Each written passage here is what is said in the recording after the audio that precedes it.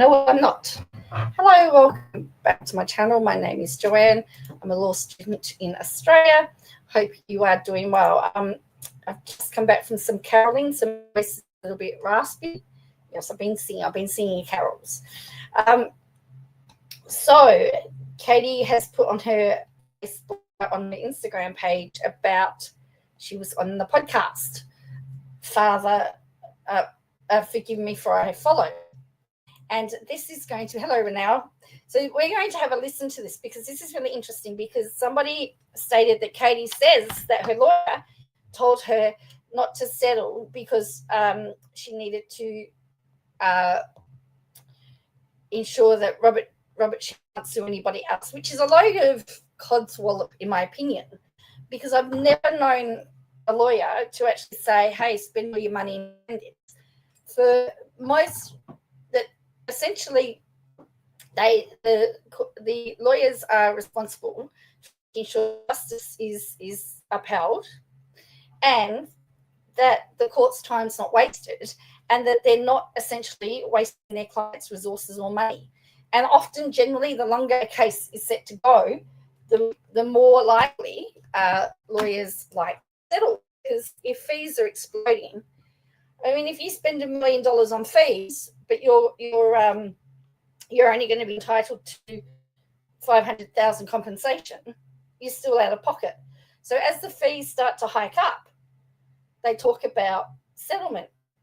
So I just cannot believe that a law firm or lawyers would actually say, keep going, keep going, keep going. I mean, that is why whenever you're offered a plea deal, you're told to take it. Because why? A, often it is a better course of action. B, it keeps everything out of the court. So, and that is really what a lawyer's job is to do. Is you don't want to be wasting court time over semantics and stuff. So anyway, we're going to listen to that. So that is a podcast. So let's just look at the Instagram for a while. I hope you're doing well. We've got another hot day today. We're going to have 40 degrees Celsius on Boxing Day. I think we're up to 34 degrees Celsius on Christmas Day here. So Fahrenheit-wise, just for your context, for those of you in Fahrenheit, is 93.2. That's our Christmas Day temperature, and the day after is 104. So I hate the heat. So here we go. Now, apparently, this was an interesting post from her. Here is a biography of Katie Joy, YouTuber who has gained fame for her without a crystal ball channel. Her pop culture and celebrity news discussions, including for the Duggar family from 19 kids and counting, have grown to more than 390,000 subscribers. Who is Cody Brown? Cody Brown is a retired American football linebacker. Brown is 38 years old and was born on November 9, 1986 in Coral Springs, Florida. Alexa, who is the polygamist Cody Brown? From thethings.com. Launched in 2010, the series followed Cody Brown, a polygamist living in Utah who shared his life with 3 wives and eventually added a 4th.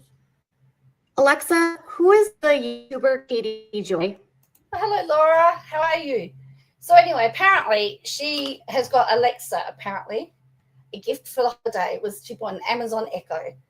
My son wanted to know if she knew about the various YouTubers, and we asked her to know if Alexa knows me. And I'm surprised Alexa didn't say. I'm surprised what Alexa did say. But anyway. Thank you very much, Laura. That is so generous of you. So that was, we saw that one. So look at this.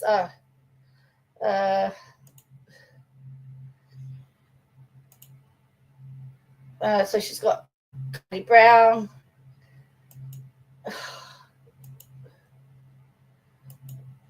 So she's got a fixation with Gypsy Rose. So we want this one. I went the wrong way. Just building her sweater, apparently. I see one of the dogs. Now, this is what I wanted to know. Have a listen to this. toll, you've continued advocating for survivors and shedding light on the exploitation within Shekinah. What keeps you motivated to push forward despite all these obstacles? It really comes down to a promise I made to Kelly Wilking. In the first conversation that I ever had with Kelly, I was very emotional. Obviously, she was emotional. And I just said to her, I don't know how long this is going to take. I don't know what we can do here, but we will get your daughter back. We will get her home. And I don't know if it means like we will get her home back to Detroit or, you know, back to Michigan, but rather like out of this, you know, free. Well, Katie, thank you for continuing to stand up for what you believe in. So, despite here's the question that I've got. So she made a promise. So is this where we get to malice? So let's have a look at malicious intent, Minnesota. Okay, so malicious intent.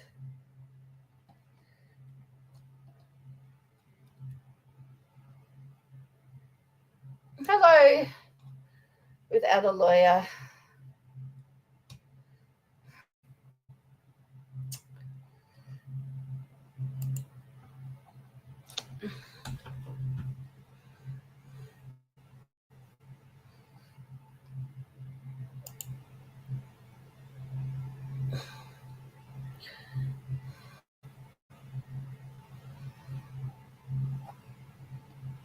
So that's really what it comes down to. Can it be malice?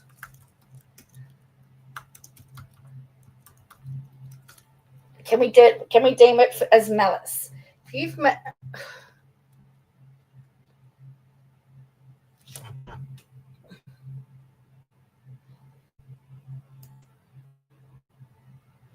so in the dictionary, let's have a look. I've got it here. Here is a link. This is from a case called Fraser versus Mercy Hospital. Further, and as noted, lawyer Black's Law Dictionary defines actual malice in the context of defamation as knowledge by the person who utters or publishes a defamatory statement that a statement is false or reckless disregard about whether the statement is true. Accordingly, reference to a legal dictionary and this court's law confirms that the term actual malice pertains to in defamation law. And that is because you use the term malice, not actual malice.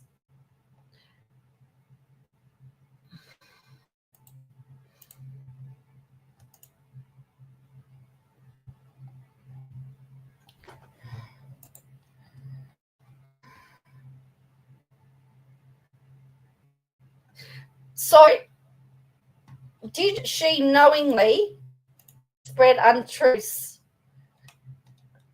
And I guess that's really what malicious did. If you have made a promise to the Wilkins, are you going to have a reckless disregard for the truth? I guess that's what it comes down to.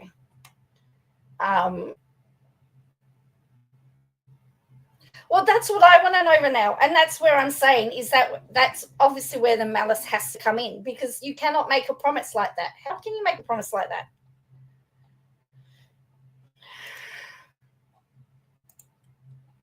Now, and don't forget, the things that we need to remember is that we found out in the last little court filings that 7M doesn't exist anymore. So if it was about the 7 TikTok cult, it doesn't exist anymore. So why isn't Miranda free? Now you'll hear that they talk about Shekinah. And this is the issue. It says, in this episode, we sit down with the Haleys, creators of Stop Culting and Exposing 7M, and Katie Joy, created Without a Crystal Ball, to explore the dark world of Shekinah Church and 7M films. The Haleys share their journeys of uncovering the manipulative practices of rupture in the church, while Katie discusses her personal connection to the Wilkins family story and her extensive work exposing high control groups. Despite facing legal threats, harassment, and emotional tolls, all three remain dedicated to helping survivors and fighting for justice. So this is what... Well, that's right. It's a threat. So does that mean that you are going to have a reckless disregard of the truth when it comes to that? And so that then would fit in the definition of definition of malice. When in fact, so if Miranda's left the church and she's left 7M, but she's not back with her parents, what's the problem?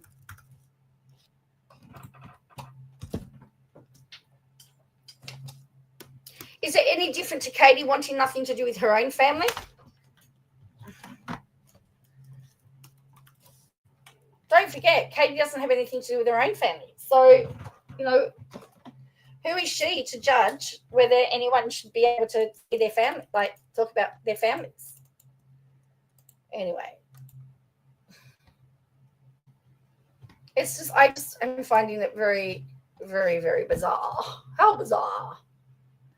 Ooh, baby, making me crazy. So let's go for it. We can do this, okay? We're going to do it together. So when I heard that she was bragging about it, I thought, well, let's all do this together. All right. So we've got a million ads to start off with. Oh, it's not even playing for me. So there you go. So it is. And don't forget. This episode is brought to you by Ladbrokes. This could actually The be. footy may be over, but we're in the thick of it. This could technically be, again, used as evidence in. Don't know what to bet on? What is her? She reported on Douglas and Sister Wife. She's not. Well, as far as I know, she hasn't broken up any cults. But I wonder if it can be used against her because of her harassment. Well, yeah. I mean, this is where it gets really interesting. For free and confidential support, visit gamblinghelponline.org.au. You should probably keep your lights Oops. on for Nocturno. I don't want to sign up. Join me I'm not signing up. and step into the flames of fright. An anthology podcast of modern-day horror stories inspired by the most terrifying legends and lore of Latin America. Listen to Nocturno on the iHeartRadio app, Apple Podcasts, or wherever you get your podcasts.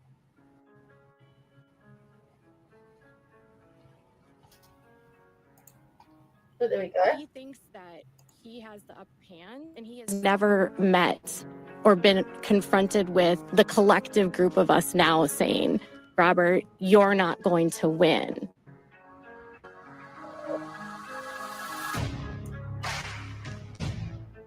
Welcome back to Forgive Me for I Have Followed. I'm Jessica Acevedo, executive producer of the Netflix series Dancing for the Devil, the 7M TikTok cult. This documentary series explored the story of Robert Shin, the LA-based Shekinah Church, and 7M Films.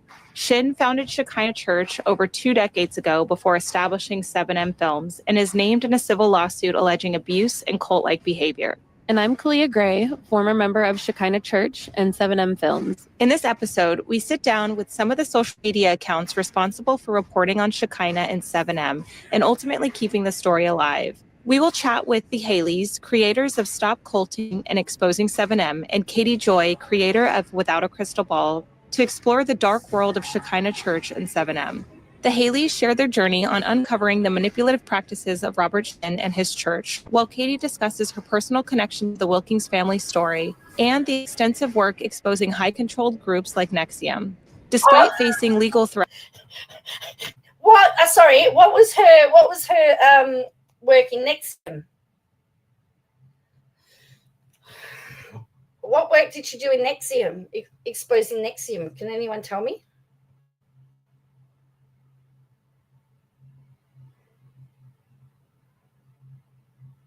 Can anyone tell me what she had to do with NXIVM? She never covered NXIVM. I thought, see, that's the thing. I thought that was the case. Well, hang on. Let's go back. We've got to go back. Harassment, and emotional tolls, all three remain dedicated to helping survivors and fighting for...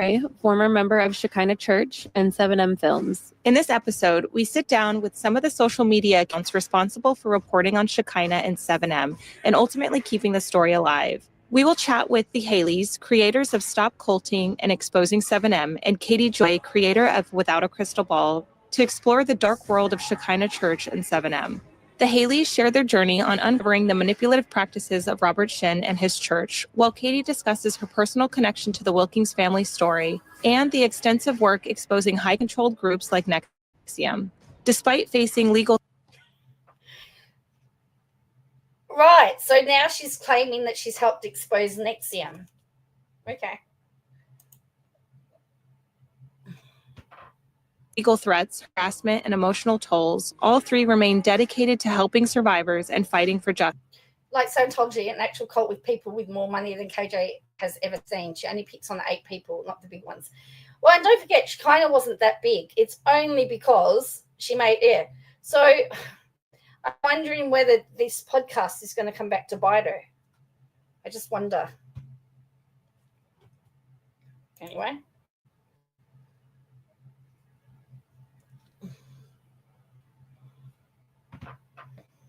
Justice. Tune in for their powerful insights on the ongoing battle to expose cults and raise awareness about the dangers of manipulation and exploitation. And now our conversation with Katie.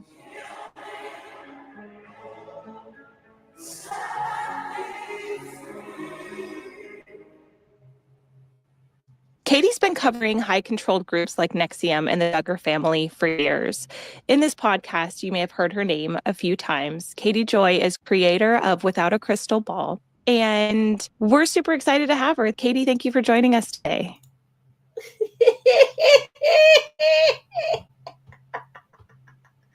NXIVM and Duggar families. She couldn't wait to get on this podcast and spew her own credits, correct?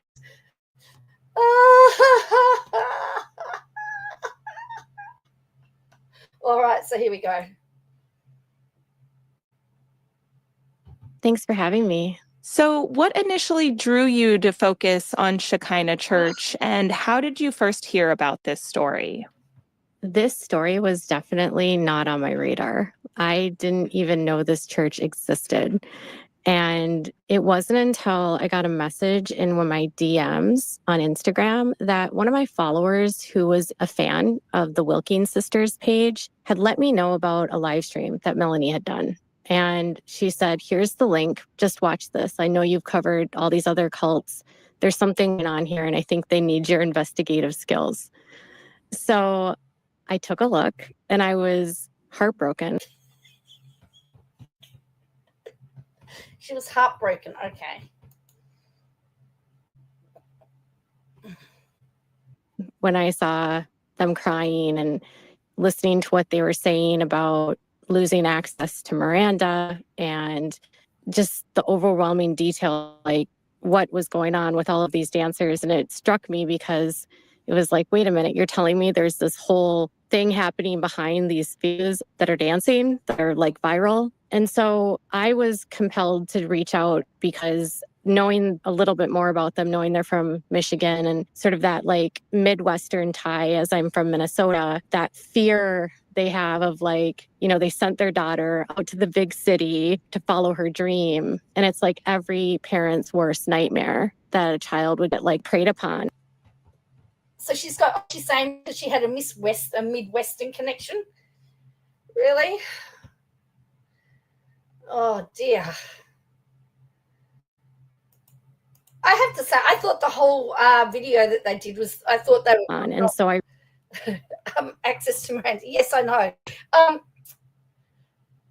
I didn't have the same reaction over that video. The child Miranda wasn't correct. She was an adult, and they.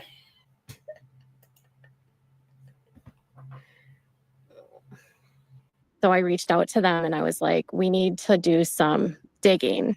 And I offered them my platform and let her know sort of what my background was, what I covered, my connections with other journalists, and kind of started from there.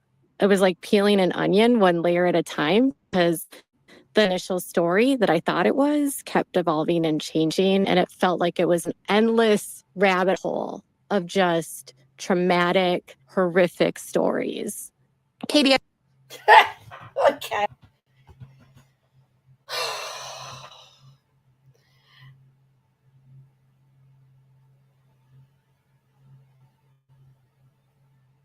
So she's reached out to the Wilkins. So this is So is this story it's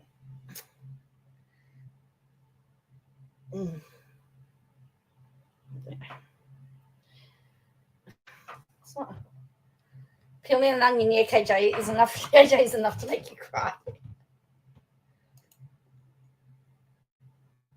See, they talk now. The next thing they talk about Shekinah. See, here's the thing. As you started to begin investigating Shekinah, what were some of those first red flags you noticed that indicated it might be a high-controlled group? And how did your experience with NXIVM inform your approach? Okay. Remember now, they've said high-controlled groups. They haven't said a cult. Remember, it can be high control and not a cult.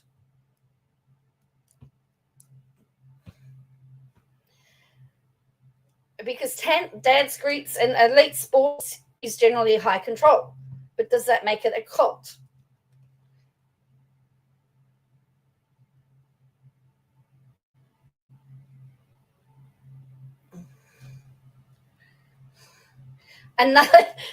Another interesting take on how KJ met the Wilkins. I know it's peeling an onion is just like finding the same layer small.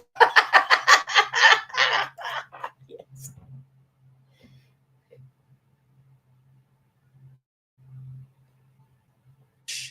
So I remember when I saw Kelly and Dean and Melanie live, and the way that they were talking about Miranda, I immediately clicked and I was like, oh my God, this reminds me of Catherine Oxenberg and her interviews that she did on her daughter, India, and how desperate Catherine was to get her daughter away from Keith Raniere. And I was like, okay, there's something here. So I kind of understood the way that Keith Raniere set up his system. And when Melanie and them were talking about how it's a church, but it's also a management company, I wanted to verify that that's how it looked on paper. And what I found was that there was a church, Shekinah Church, that he had formed in 94, but it didn't appear that he had ever been ordained as a pastor. So I was like, this is weird. Okay. And then I went to the various sources that I look at. You know, I go to the Secretary of State. I'm looking at the court records. I'm trying to figure out where he's located. And it starts to paint this picture to me of a man that has, I mean, the list of businesses alone was shocking. And they all had him on it with various members of whoever connected to. So she's saying that if you own lots of businesses, then that's shocking. If you, I mean, lots of people, lots of millionaires, lots of people that make lots and lots of money have lots of businesses. She has no idea how La La Land works. I'm starting to get that idea. Oh, yes, KJ, you went, I am being sued by Todd Chrisley. What is the diversion? Yes. She goes to the Secretary of State looking for court records. So she went on a big search.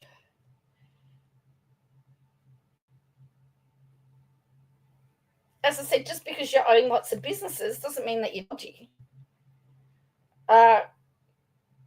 The Coca-Cola has just saved an Australian beverage company called Wilson's, and they've just bought that company. So it is not unusual for companies to invest in other companies. Hello, Bo, and be involved in various businesses. Just saying.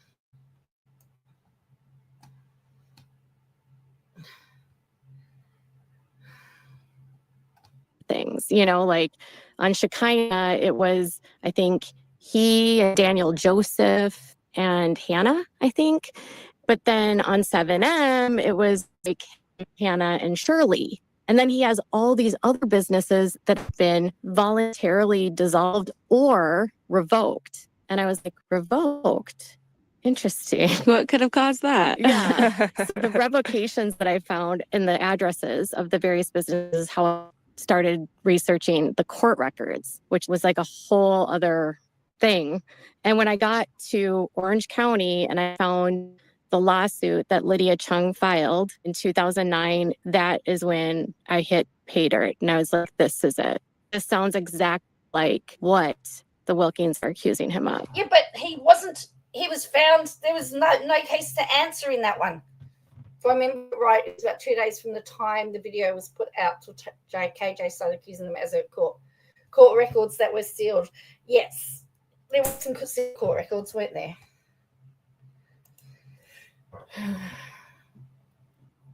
And I certainly didn't start reporting on things until I had a clear picture. And Robert's favorite thing, especially with him suing me, is that I'm not sourcing things. If he really understood how well this is sourced. The legal troubles, especially surrounding cult-like environments and surrounding Robert, have been extensive. And I know you've faced a lot of challenges with this, including harassment and smear campaigns. How did you cope with these attacks? And did they ever make you question your investigation?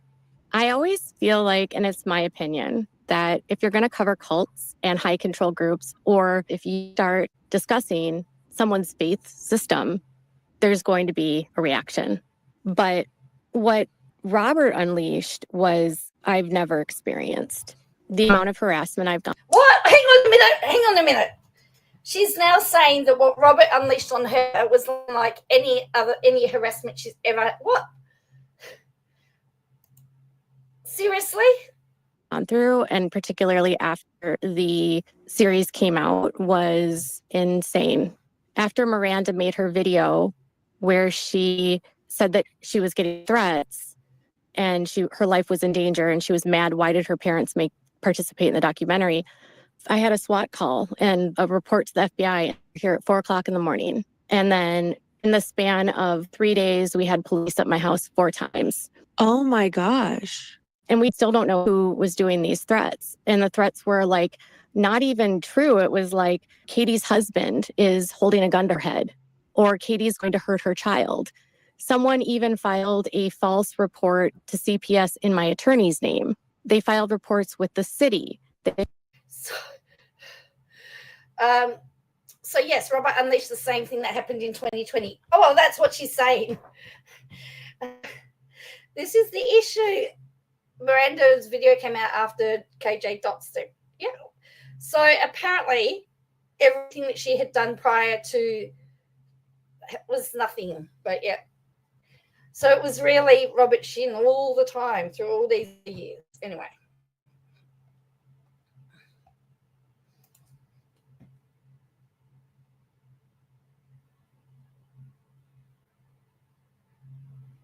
Used different people's names while filing these reports.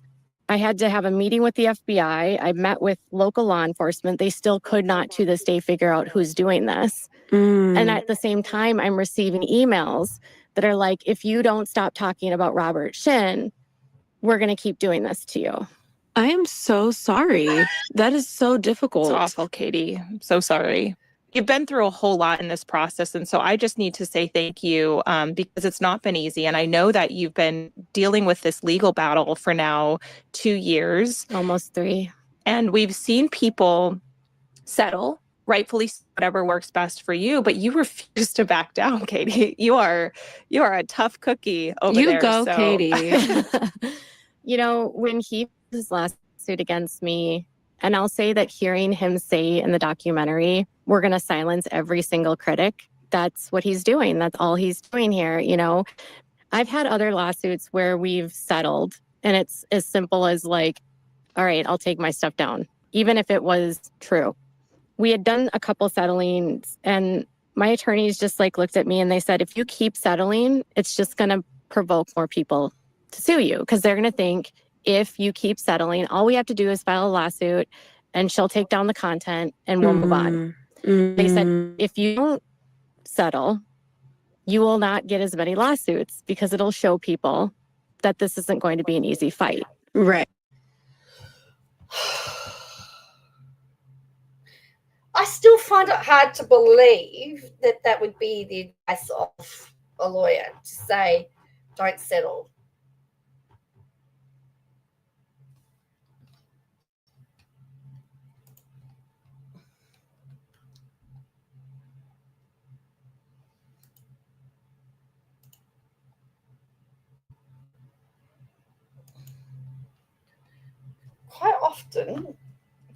often there is, and again, in Australia, they actually send you to they actually ask you, they send you off for mediation before you even get to go to court, because you have to try, they prefer you to settle. I'm just seeing if I can find something in here about settlement. Here we go. Basically begs these lawsuits to be settled.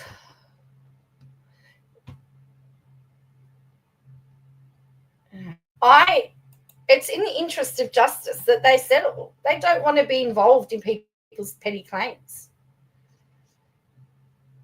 That's why they have the petty court, right? Often, and there's also sometimes send them for alternate dispute resolution, for pleadings, motions, documents, seeing if there's anything in the court in here about settlement. Because often, so that's the stuff for summary judgment. Here we go, offer.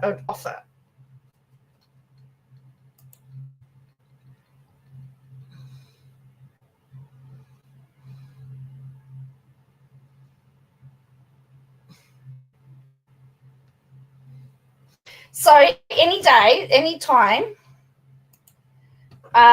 more than 14 days before the trial begins, any party may serve an adverse party written only damages or total obligation offer to allow judgment to be entered. So this is about, that's offer, acceptance. If the offer is accepted, is an offer of settlement, then the settlement can be there. So essentially, settlement is where, why did her attorney suggest? Well, that's right. I thought she did say her attorney said to settle early on. Right?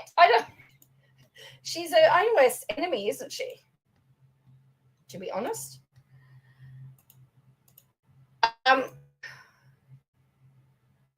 that's right. I don't know how Shin could do all of these social media things if we didn't have social media. You're right there. I'm just looking at I'm seeing if I can find settlement. Usually they have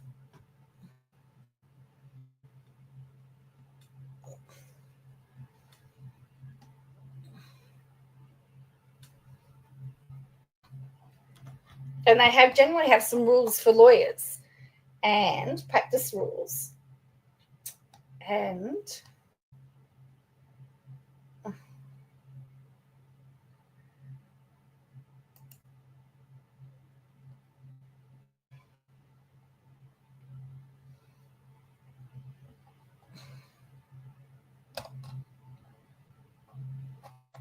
so I'll have to keep seeing if I can find something about the lawyer's right, because it will help to know what the lawyer's role is in a lawsuit.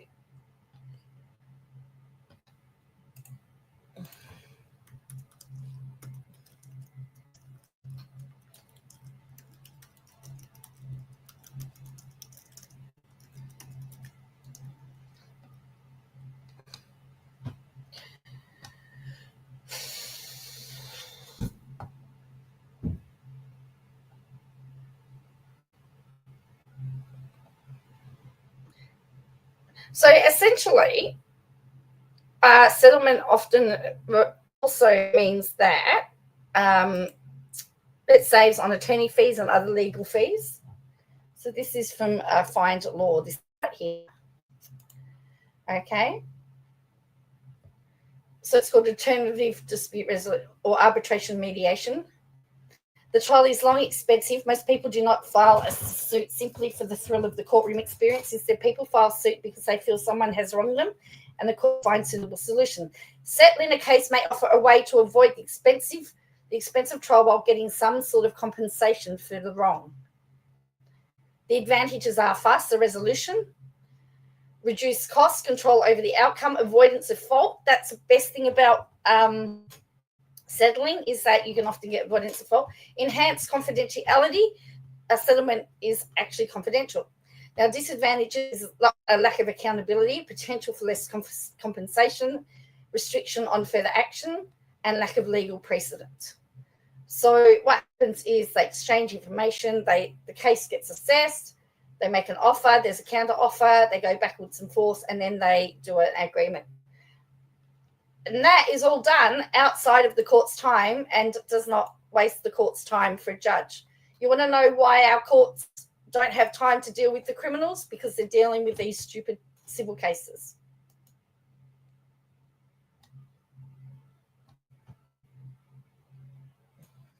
That you're willing to fight. Yeah. And so I was like, you know what? I'm committed no matter how much this costs. I don't care. It's cost me a lot.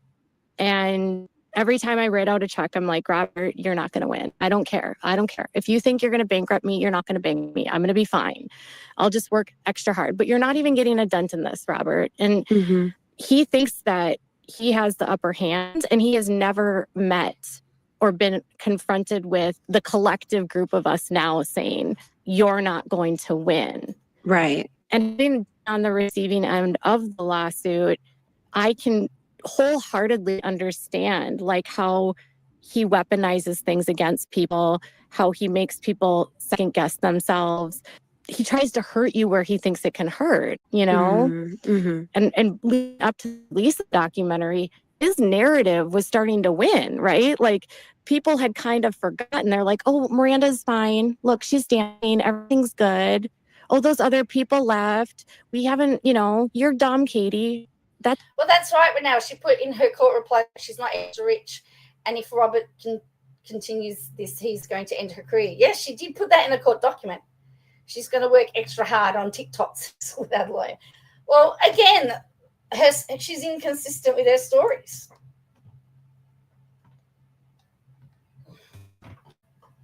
It's all a lie. So, despite the emotional toll, you've continued advocating for survivors and shedding light on the exploitation within Shekinah. What keeps you motivated, Katie, to push forward despite all these obstacles? It really comes down to a promise I made to Kelly Wilking.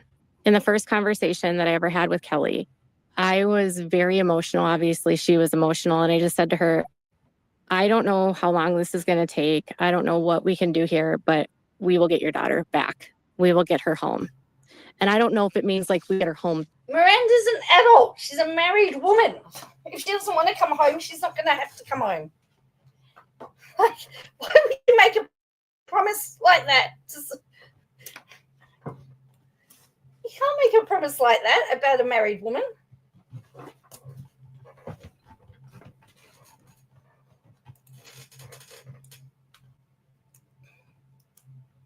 Back to Detroit or, you know, back to Michigan, but rather like out of this, you know, free.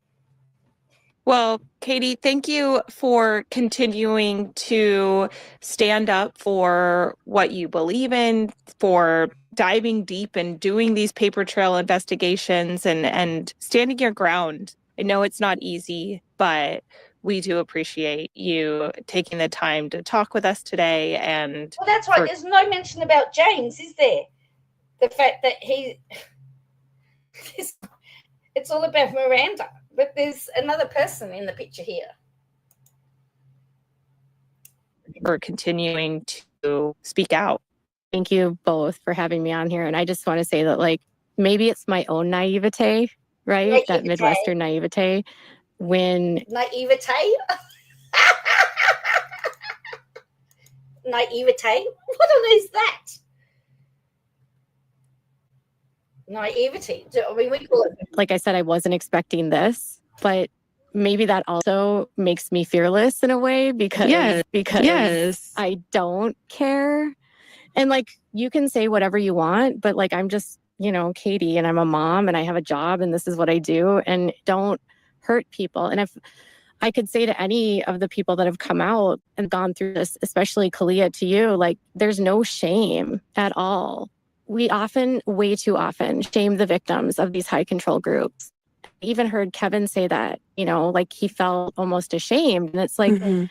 how about we reframe the narrative and be, why does Robert choose to hurt people? It's not your fault that he's doing this.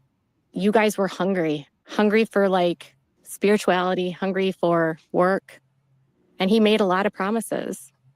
Thank you for sharing that. Because that is true. I think that reframing does need to happen. And, the more conversations I get into with people like you and the people that we've had on, the more I feel like I'm starting to reframe my feelings towards the situation that I've gone through personally.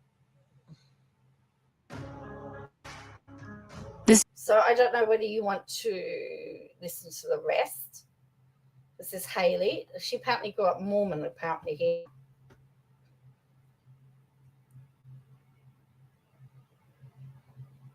So yeah. So anyway, that was Katie. So as I said, I find it very hard to believe that a lawyer would not want a settlement. I just find that.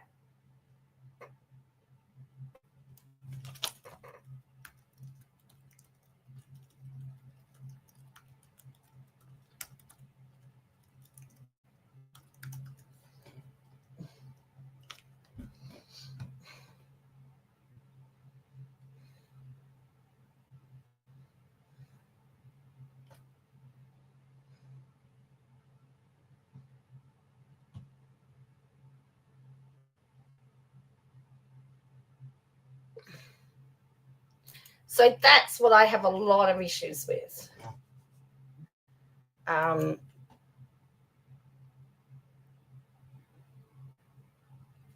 Professional rules. Let's go to professional rules, because I'm sure there is in here. There's professional rules about. Let's have a look.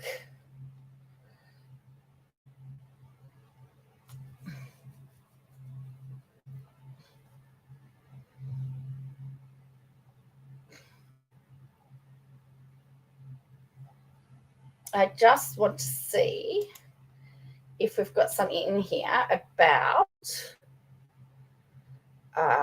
duties to clients, duties to prospective clients.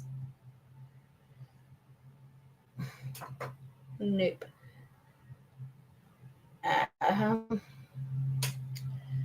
So this, I'm looking here. I'll just show you what I'm looking at. I'm looking at the professional rules. So not only do you have all the other rules that you have, there is, she's saying her attorneys are unprofessional by wanting to drag on the case and make more money off her. How is that in the best interest of the clients? Correct. They have to. So here we go. Here's fees, right?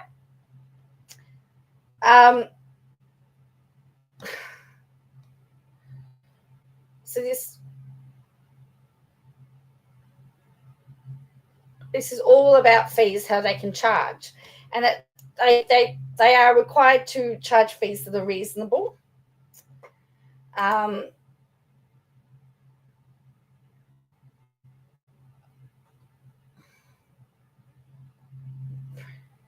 Disputes over fees. So as I said, there's something about the scope diligence communication. I think it's under diligence, is it? So here it says here, a lawyer shall pursue a matter on behalf of a client despite opposition, obstruction, or personal inconvenience to the lawyer, and take whatever lawful and ethical measures are required to vindicate a client's cause or endeavour. A lawyer must also act with commitment and dedication to the interests of the client and with the zeal in advocacy upon the client's behalf. A lawyer is not bound, however, to press for every advantage that might be realised for a client. For example, a lawyer may have the authority to exercise professional discretion in determining the means by which a matter should be pursued. The lawyer's duty to act with a reasonable diligence does not require the use of offensive tactics or preclude the treating of all persons involved in the legal with respect. Perhaps no professional shortcoming is more widely resented than procrastination. A client's interest often can be adversely affected by the passage of time or change in the conditions. In extreme instances, when a lawyer overlooks a statute of limitations, the client's legal position may be destroyed. A lawyer's duty to act with reasonableness, promptness, however, does not prevent the lawyer from agreeing to a reasonable request for a postponement. Lawyers' workload must be controlled so that each matter can be handled competently.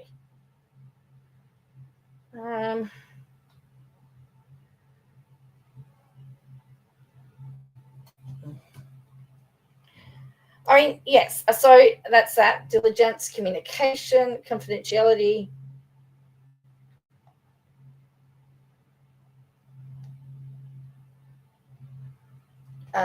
Let's have a look. Communication. A lawyer shall promptly inform the client of any decision or circumstances with respect to which the client's informed consent.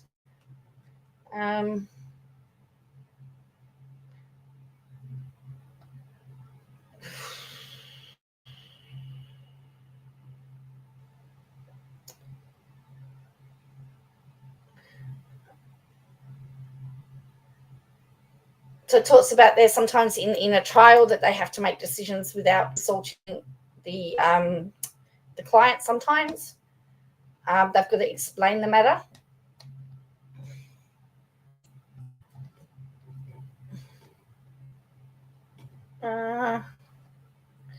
They could possibly get in trouble. Yeah, I think they possibly could get in trouble.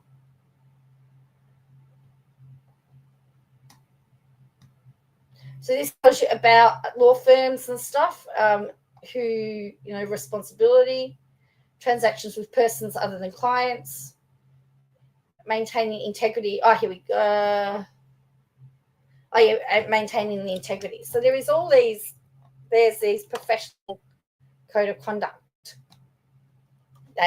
that's there as well. So at the end of the day, they've got to look at what is in the best interest of the client.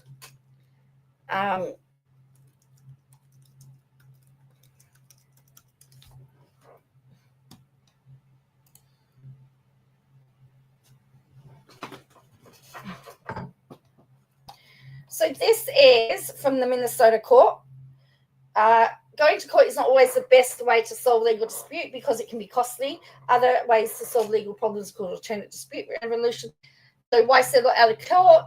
An independent, neutral third party listens to the facts from all sides and tries to focus on the core issues. That's it. That's a benefit. You get a mediator or an arbitrator, and they listen to what both sides have to say, and then they try to come up with a resolution. A settlement can be reached more quickly and save money. And sometimes the court, or they may require. So in Australia, you actually have to do ADR, alternate dispute resolution, before the judge will even take the case, before the case even gets to. So usually, and again, I can only talk about Australia. Once it gets to where it's before the judge, it means it's already failed resolution. So, and then there is a list of people who can do resolutions in Minnesota. Oops, it's being moved. So, yeah, so it's very interesting. Can't wait till we hear it was the lawyer's fault. Is that like the devil made me do it? Our attorney decorum file. Court rules.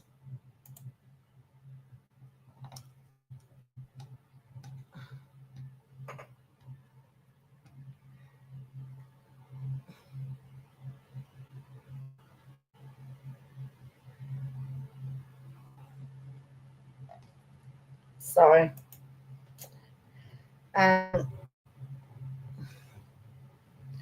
court rules. So rules to pass. So there's all the rules that they've got to follow, abide by. There's always lots of rules. rules of evidence. Actually, we need to probably look at the rules of evidence for Minnesota too, the civil. Presumptions. So presumptions in civil action. So presumption in civil imposes the party against whom it is directed the burden of going forward with evidence to rebut or meet the presumption, but does not shift to such party the burden of proof in the sense of the risk of non-persuasion.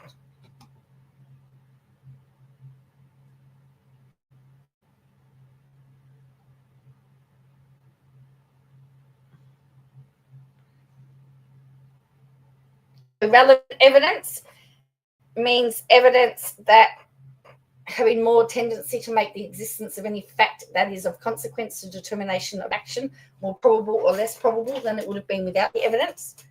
So that's the relevance. So where she's put in her Instagram post, Robert Shinn's waterboarded, that Instagram post would be deemed as relevant evidence. And then it talks about whether it would be admissible. Character evidence not admissible to prove conduct except other crimes. Often that is the case in Australia as well. Habit routine, is it habit forming subsequent?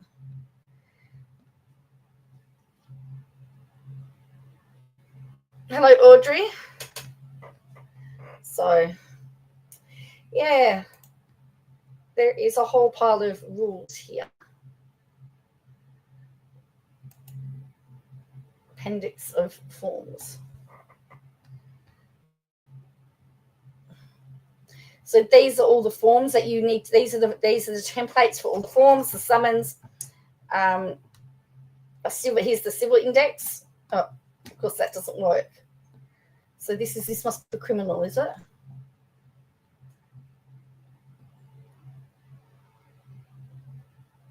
Yeah. So they often have all of that. So anyway, that is how we get so oh look, it's the judges. So what's her judge? I can't remember who her judge is.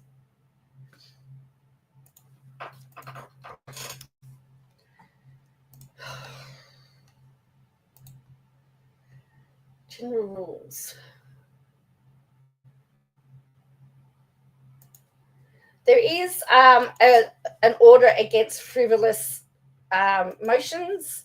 So no, it might be deemed that she filed a frivolous motion. Look, it's down to the judge. The judge has to look at all the preceding cases and make a decision as to what's happened. So Willis, isn't it? Her judge? Yeah, Carrie Willis. All right, let's have a look.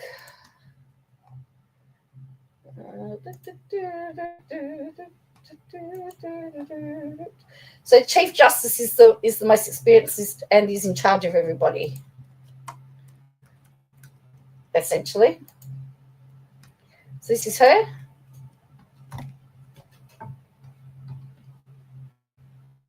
So appointed by Governor Tim Walz on the 31st of January 2022, elected in 2024, and her term expires January 31. She did a Bachelor of Arts, and she's got a JD. So that I'm going for the JD. She also gave up her sources. She did, didn't she? She was the assistant county attorney, Wright County, a law clerk, and this is what she's done. So there you go. That's the judge that's seen her case at the moment. So she's new in the scheme of things. So she was appointed on the 31st of January 2022, and this matter was filed. This matter was filed on the 4th of the 5th, 2022. So she's been a judge nearly for a little bit longer than.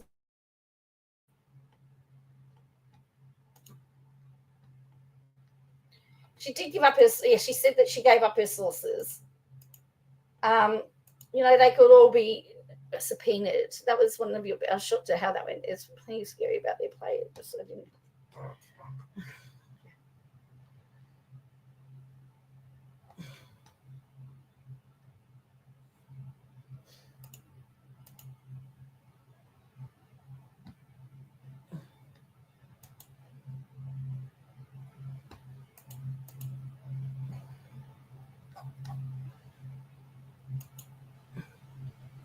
So,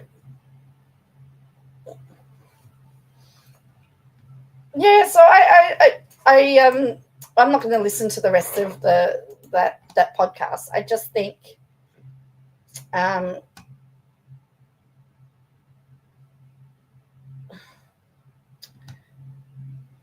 so.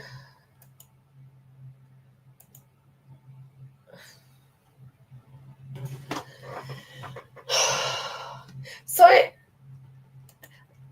when is the next court circus? Well, actually, it's not far away. It's not far away. Let's go back to the top here.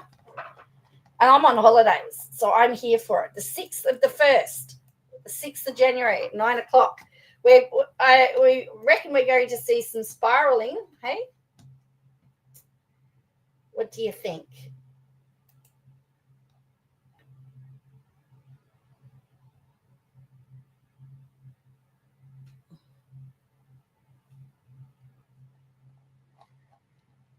So this is a booklet that Minnesota Judicial Branch did. What to expect as a self-represented plaintiff or defendant. And they've got a section in here called settlement. It says going to trial and letting the judge or jury decide is always a gamble. If you and the other party reach an agreement before the trial day, so it says the judge's role is to assume that the trial proceeds in an orderly manner and that both sides have as full of an opportunity to be heard as the rules of procedure and evidence allow. In a civil trial without jury, the judge also decides if the plaintiff has proven their case and what the award or outcome will be. The judge will give you general guidance on what is expected and how the trial will go. Within the scope of the issues raised in the complaint and answer, you decide what topics to cover, what evidence is important, what questions to ask the witnesses. The judge will remain neutral and fair to both sides. He or she is the umpire, not the coach. The judge may ask a question of a witness to clarify something, but will not take over and ask all the questions he or she thinks is important. It is your case and you decide what you want the judge to hear. And then it talks about the civil procedures, about the rules of evidence. And then, so again, we're bearing in mind, this is about how to do it if you are representing yourself. It says trial notebook. Attorneys often create what is called a trial notebook or a court book, and everything's in binders. And then they talk about the opening statement, about how it's all going to go. So you can, and then rules that come into play about subpoenas, relevancy, relevant essence.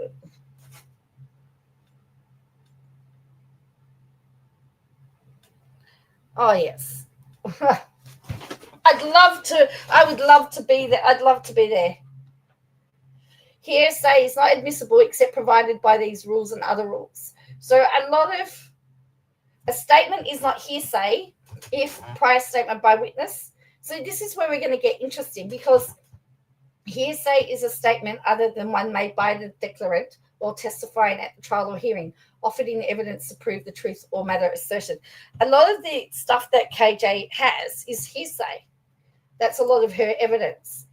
And so there could be a big debate whether hearsay is actually going to be admissible. Because unless you experience it, KJ will have them kicked out, claiming that. Oh, that's all right. And don't forget that she'll tell me that I'm insane. She'll be at the Minnesota airport at immigration to tell them that I'm insane. Oh. She's insane.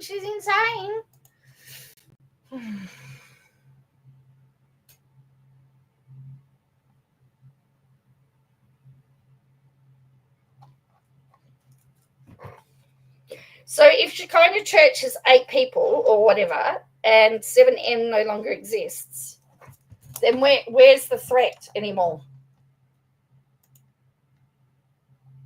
Oh, no, KJ won't be able to go because their son will have an episode. Oh, did I say that out loud?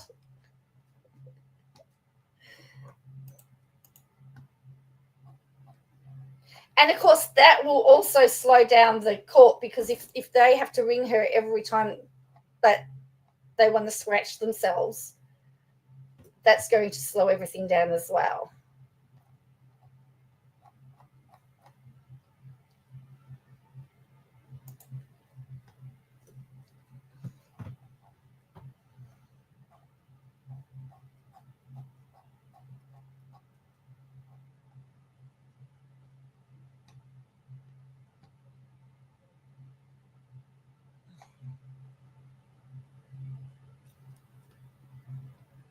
If KJ uses her son not to turn up, would I be surprised? No. I would happily fundraise for Joe to be in court. I would like to be in court. Oh, that would be great to sit there. I can prove that I'm a law student. I can prove that I'm a student of the law. What is my opinion? Now that's an interesting one. I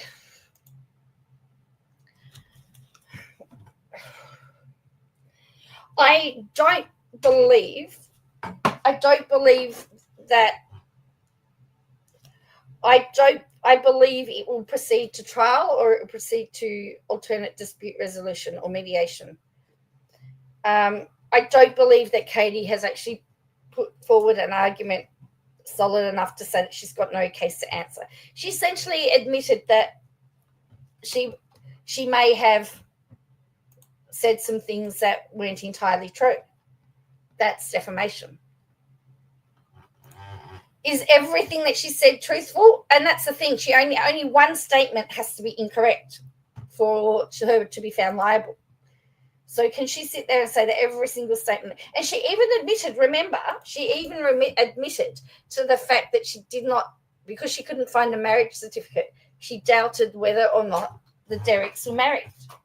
And she said, I put it on my thing that they weren't married. Now, did she do a correction? Did she do it? Did she make a correction and say, I made an error? She just changed her opinion and then doubled down on it. Is that a correction, or is that doubling down on something?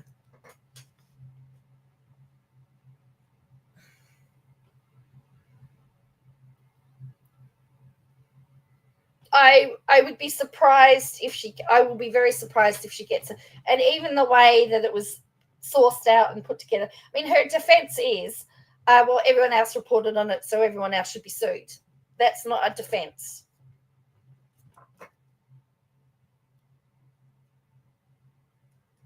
Did she show evidence? Did she show evidence in her posts that because 7M, in my opinion, have proven that there was harm caused by her statements.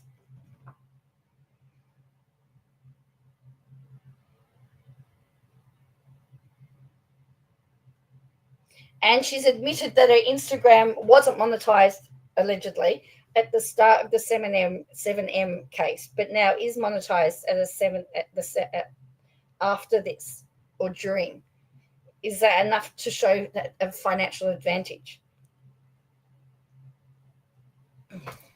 Very interesting indeed. Well, that's the thing. They no longer trade. And it just so happens that they've stopped trading. Couldn't the 7M story have gotten... Well, that's the thing now. If you look on the basis of it, you could argue that it did get monetized. Again, we've got a reason why she's pursuing the story. She's admitted on a podcast that she made a promise to the Wilkins.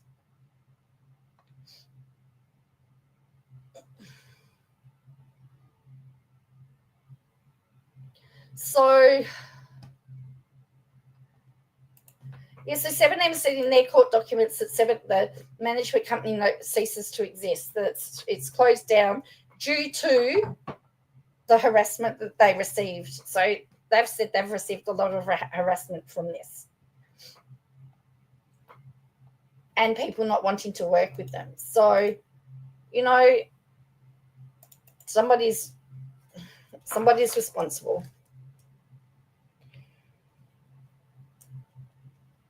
And don't forget, Shekinah's not a party. Do you think it will go to trial?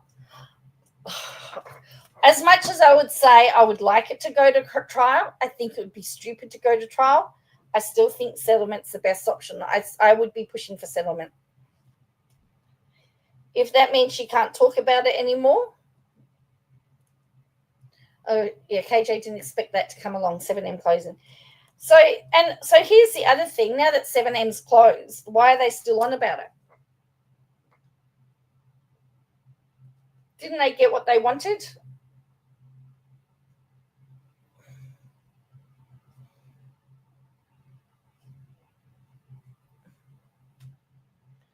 So it's very confusing.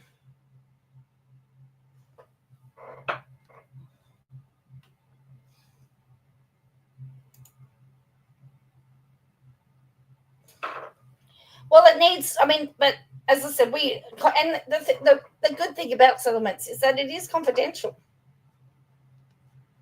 No one is even talking about it except KJ in this podcast. Correct. Well, yeah, no one's talking. Everyone's just gone back into their lane. And Miranda, when she talked about, Miranda's talking about being harassed, you would have thought she would give some sympathy to Miranda if she knew what it was like to be harassed like that. And if Miranda's a victim, why is she going so hard after her?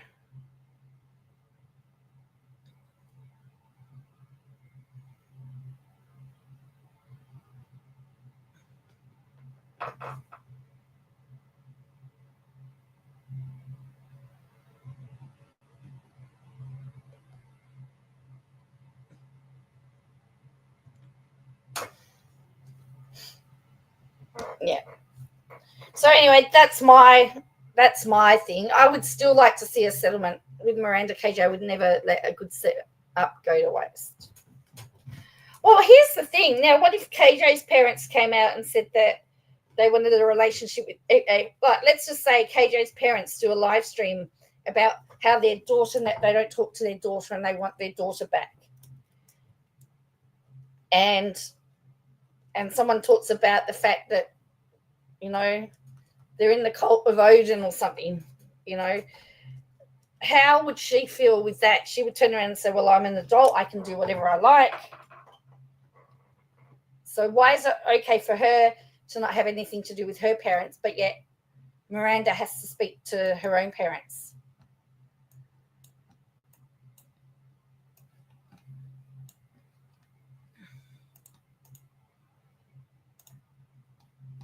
So I just don't understand why she says it's okay.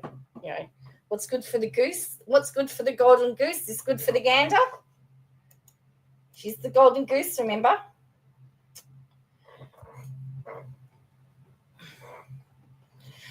I thought when she said she would have to work harder, I thought she was going to say she has to send the toad out to work.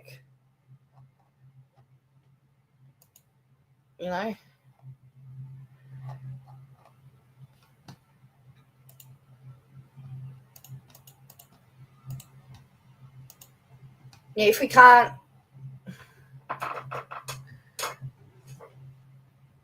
KJ's in the YouTube cult where she has to. Well, that's right. Yeah, that's the thing. How is it any different? It's not different.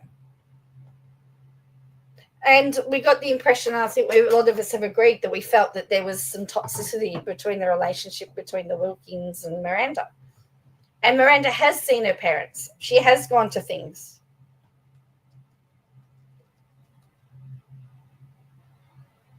So in other news, last week I talked about how Moira Deeming sued the state opposition leader for defamation and won. Now, she tried to join the party again. She wanted to get back into the Liberal Party. And we've got more controversy here because it was tied 14-all. And the opposition leader ended up having the deciding vote. So the person that she sued for defamation had the deciding vote. And there are people now saying, well, that's unfair. He shouldn't be able to vote. He shouldn't have been able to vote because he had a prejudice against her. So based on all of that garbage, It's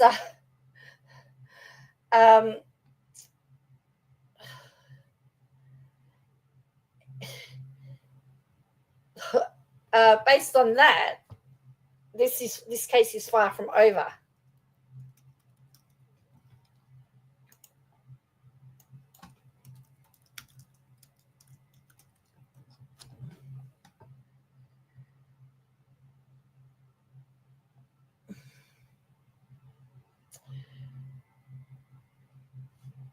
So it's just bizarre. Like, it's just seriously bizarre how after. So the person who she sued and won against got to have the deciding vote on whether she could join the party again. Yeah, not great. Not good in my opinion.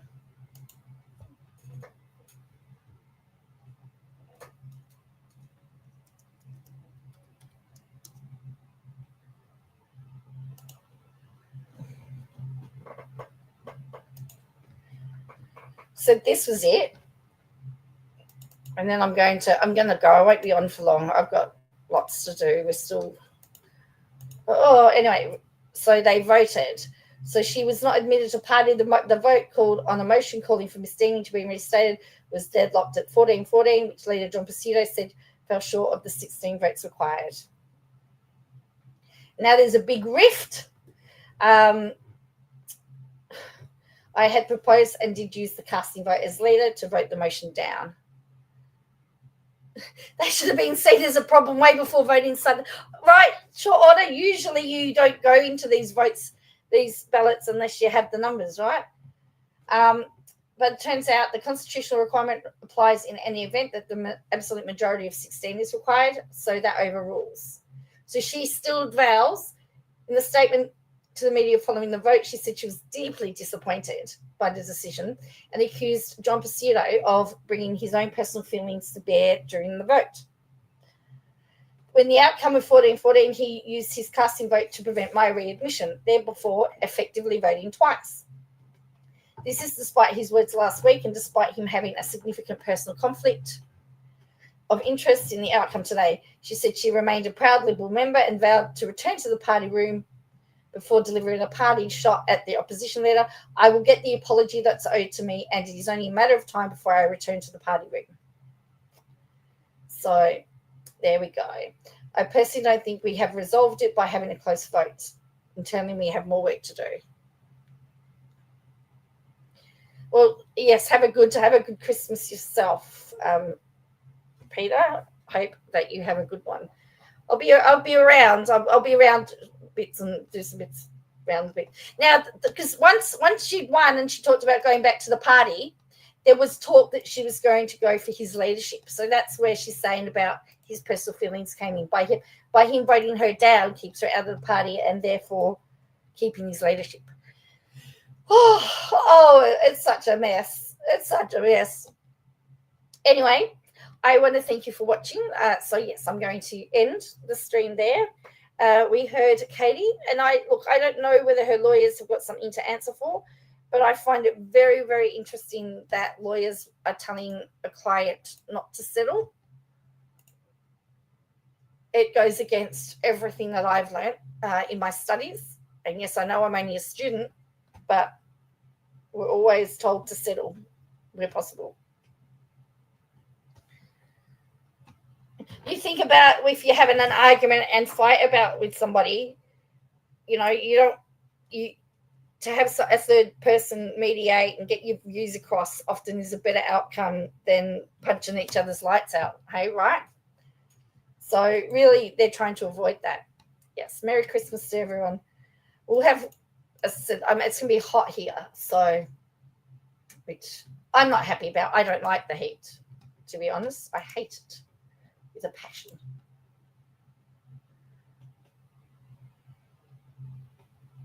So hate it with a passion.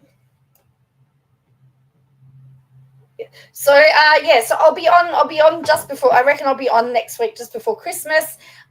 And then, but I'm definitely will be definitely keeping an eye on what's happening with court on the 6th. But I'm expecting a couple of meltdowns. I reckon we can expect some meltdowns. Hopefully, we'll get a couple of Instagram lives. That would be good. That would be very entertaining. But I'm sure it's going to be TikTok.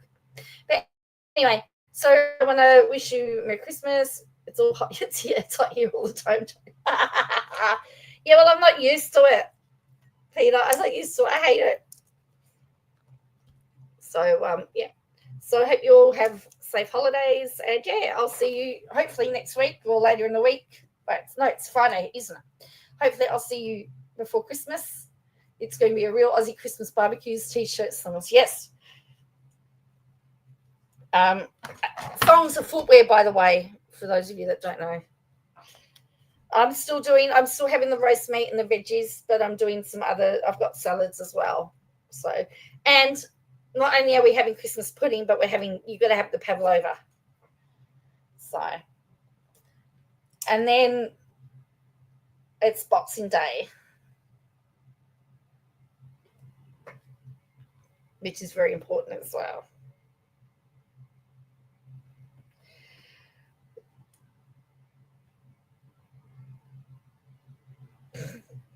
So, yep. All right. Well, enjoy yourselves. And as I said, you think about whether you think, save us a piece of Pav. Oh, they'll be in my tummy. I like Pav. For those on the replay crew, those that are here, you can just tell me whether you think her interview shows or helps prove malice, which is even though she knew the truth, there was some reckless disregard to the truth. Did her promise that she made from the Wilkins mean that she took her eye off the truth? Boxer, do you know, here's short order. I went into Big W today, right? Christmas was gone. It was back to school. School only broke up here today. School finished for the year here.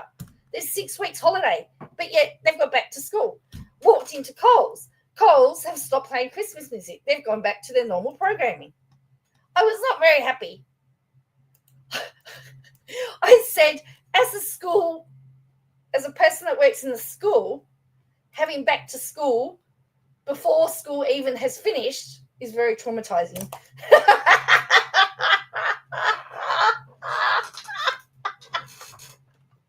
Oh, yes, I know, no Christmas. It was they had one tiny aisle of Christmas left over. Everything else. Oh, and also, Peter, apparently the Northern Territory courts are staying open over Christmas because they need to keep. They're so far behind that they're going to keep the courts open. So when I was talking before about businesses and people having lots of businesses, Bilson's has actually been bought by Coca-Cola.